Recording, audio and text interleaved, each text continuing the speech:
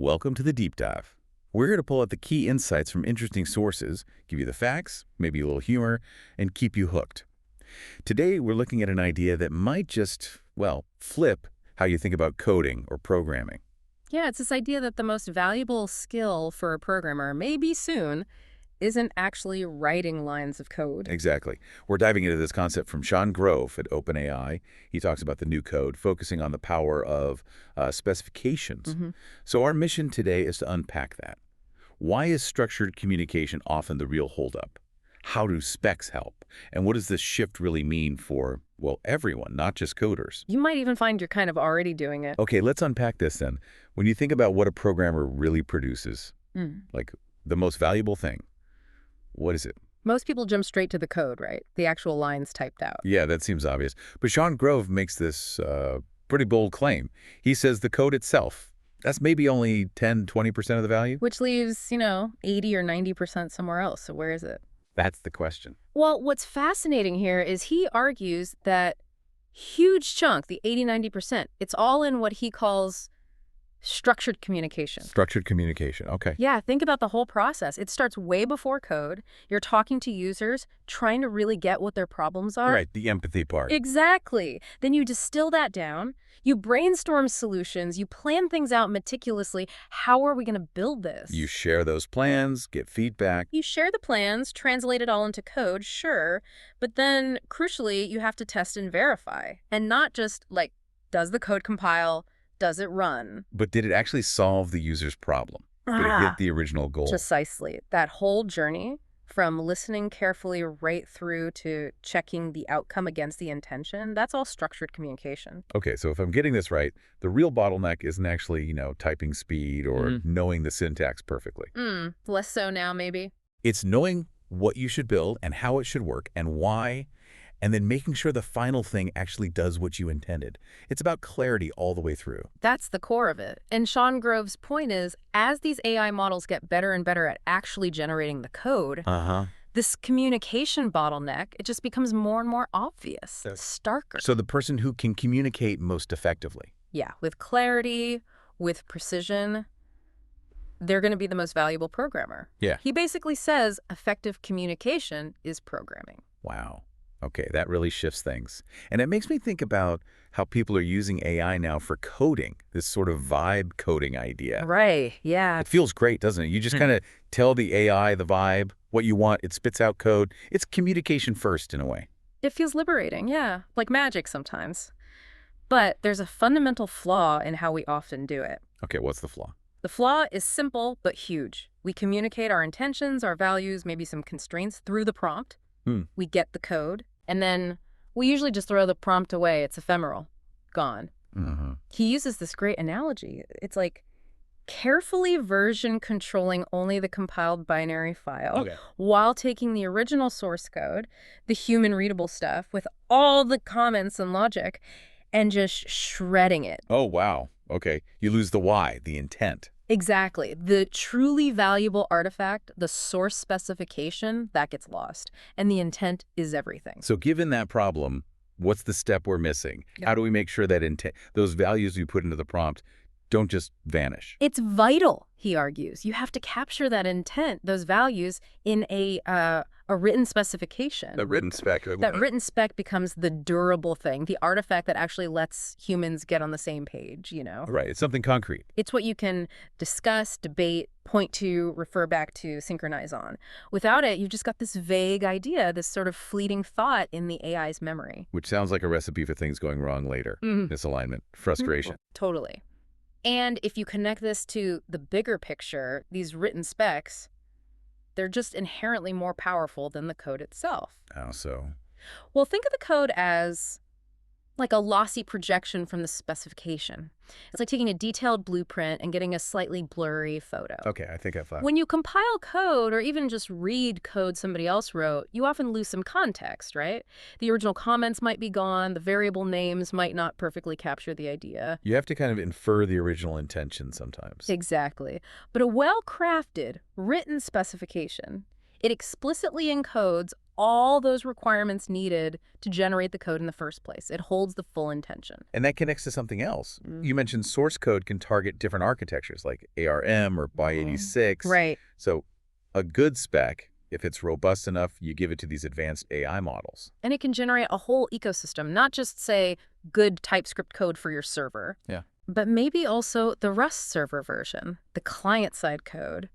Really comprehensive documentation, tutorials, blog posts explaining it. Heck, maybe even the outline for a deep dive like this one. It could, yeah. The spec becomes the single source of truth for all of that. So the bottleneck skill, the really scarce skill, isn't necessarily coding anymore. He argues it's writing these specifications, specs that fully capture the intent and the values. Whoever gets really good at that, they become the most valuable programmer. And that person might not even be a traditional coder. Could be a product manager, could be a designer. Yeah. Could even be, and this is fascinating, a lawmaker. Yeah. It's a universal idea. A lawmaker. Okay, hang on to that thought. Let's ground this first. Can we look at a concrete example? You mentioned OpenAI. Yeah, OpenAI's own model specification is a perfect example. It's this living document, constantly updated, that lays out their intentions and values for their AI models. And people can actually see this. Yep, they open sourced it back in February. It's up on GitHub for anyone to read. What does it look like? Is it code? No, and that's the key. It's basically just a collection of Markdown files. Markdown, like simple text files. Exactly. Chosen specifically because it's human readable, everyone knows it, it versions easily with tools like Git, you can see the change history. That's accessible. Super accessible. Because it's natural language, everyone can participate, not just engineers. You've got product folks, legal teams, safety researchers, policy people. So they can all read, discuss, debate, contribute to the same source document. Yes. That's the universal artifact he talks about, the thing that aligns all the humans involved. It gets everyone on the same page about what the AI should be doing. That's powerful. And I heard there's something about testing built in. Yeah, this is really neat. Each little clause or rule in the spec has a unique ID. And that ID links directly to a set of challenging test prompts. Okay. These prompts basically encode the success criteria for that specific rule. They let OpenAI test if the model is actually behaving according to that part of the specifications, like built-in unit tests for intentions. Wow. Can you give an example, maybe something recent? Sure. Think about that GPT-4o sycophancy issue that came up. Oh, yeah, where it was being overly flattering and agreeable. Right, praising users excessively, even when it maybe shouldn't have been, which, can erode trust if the AI isn't being impartial. Definitely. Well, the interesting part is the model spec already had a section explicitly saying, basically, don't be sycophantic. And it explained why that's important for trustworthiness. So the rule was already documented. It was already there in the spec. So when the model started acting overly flattering, it wasn't some ambiguous behavior. It was clearly identified as a bug, a deviation from the written specification. Ah, I see. The spec acted as an anchor. Exactly, a trust anchor. It allowed OpenAI to communicate clearly, internally and externally, saying, look, this isn't what we intended. Here's the spec saying so. We've identified the bug and we're fixing it. It managed expectations during the fix and rollback. That makes total sense for a big organization. Yeah. But it does raise a question. How do you actually get the AI models to follow these human-readable specs directly, beyond just testing after the fact? Great question. This leads into a technique they call deliberative alignment. Deliberative alignment. Okay. The basic idea is you take your specification and you take those challenging prompts we talked about. You get the model to generate a response to a prompt. Right.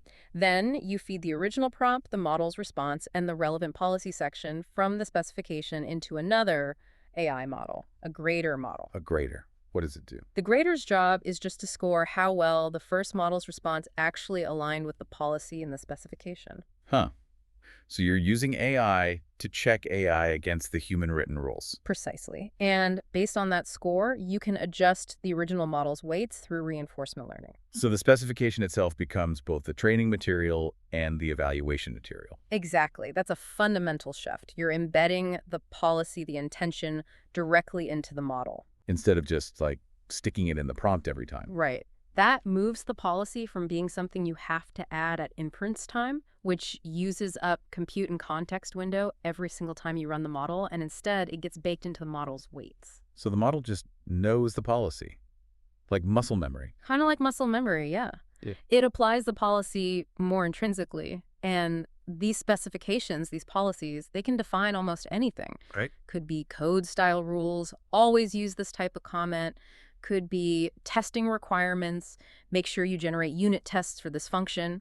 Or it could be really critical safety requirements, never generate harmful content. So even though that OpenAI spec is just markdown files, thinking of it as code is actually pretty useful. It really is. There are surprising parallels. These specifications, you can compose them, combine them. They are, in a sense, executable through alignment. They're testable. They have interfaces. You could ship them as modules. It really does sound like a new kind of programmer. And because they have these code-like properties, they open the door for a similar kind of tool chain that we have for traditional programming. What do you mean by tool chain? Well, you could imagine things like a type checker for specifications. Does this product spec conflict with the safety spec? Are they consistent? Okay, yeah. Checking for alignment between different sets of rules. Right. Or policies could embed their own unit tests, like we saw with OpenAI. You could even have linters for specs. Linters, like for code style? Sort of, but for ambiguity. A linter could flag language in a specification that's too vague, language that might confuse humans or the AI models trying to follow it. Wow. So it's a toolchain-like programming, but it's aimed squarely at clarifying intentions, not just fixing syntax errors. Exactly. It's about making intent precise and executable.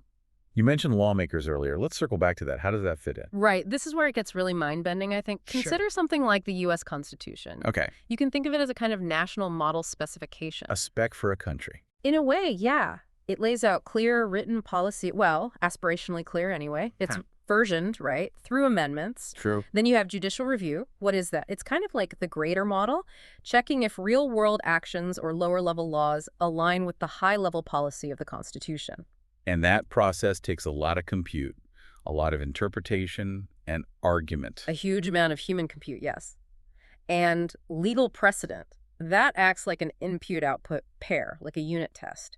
It clarifies ambiguous parts of the original policy based on specific cases, reinforcing it over time. And there's a chain of command enforcement. Which acts like a slow, society-wide training loop, constantly trying to align everyone, citizens, government branches, towards those shared intentions and values laid out in the original spec. That's a really powerful analogy. It suggests lawmakers are basically programmers. In this framework, yes. Programmers use code specs to align silicon. Product managers use product specs to align teams. Lawmakers use legal specs to align humans. It's the same core principle of using explicit, structured communication to achieve a shared goal. And bringing it back to the listener, you're saying that when you write a prompt for an AI, We're creating a proto-specification. You're doing a small act of aligning an AI model towards your intention. Whether you realize it fully or not, you are, in a sense, spec authors in this emerging world. and getting better at writing these specs, making them explicit, means you can ship faster, safer. And anyone can contribute, potentially, because it's often based on natural language. So what does all this really mean for us, for how we think about work? It feels like it changes the definition of engineering itself. I think it does, or maybe clarifies it. Software engineering really has never been just about writing code. That's a vital skill, no doubt, but it's a means to an end, not the end itself. So what is the end goal? Engineering, maybe, is better defined as the precise exploration by humans of software solutions to human problems. The key words are precise exploration and human problems. And we're moving from all these different machine ways of encoding solutions To potentially a more unified human encoding, using specifications, using structured natural language as the primary way we define and build solutions. So a practical takeaway for someone listening, maybe for your next AI feature or even just a complex task. Try starting with a specification. Write down clearly, what do you expect to happen? What does success actually look like? Is it written clearly enough that someone else would understand it exactly the same way?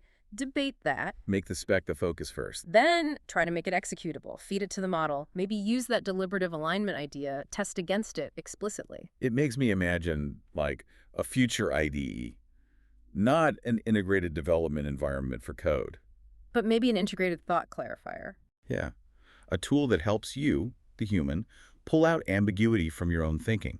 It flags unclear phrases, suggests ways to be more precise, maybe even validates your logic against how an AI would interpret it. Ensuring you and the machine are perfectly aligned before anything gets generated. That would be something. So wrapping up, we've explored this idea that the real value, especially as AI gets more powerful, isn't just in the final thing, the code, the output, but in the specification. That clear, shared understanding of intent and values, that's the durable artifact. In this whole deep dive, it really raises a provocative question for you listening right now. Yeah. What parts of your own work, maybe even your daily life, could actually benefit from a specification? Yeah, how often do problems or misunderstandings pop up just because the intentions were a bit fuzzy or weren't communicated clearly enough? And what would it really mean to clarify your own thoughts so well, so precisely, that frustrating feeling of, I never told it exactly what I wanted. Maybe I never fully understood it myself anyway. Yeah. What if that could just become a thing of the past? Something to think about.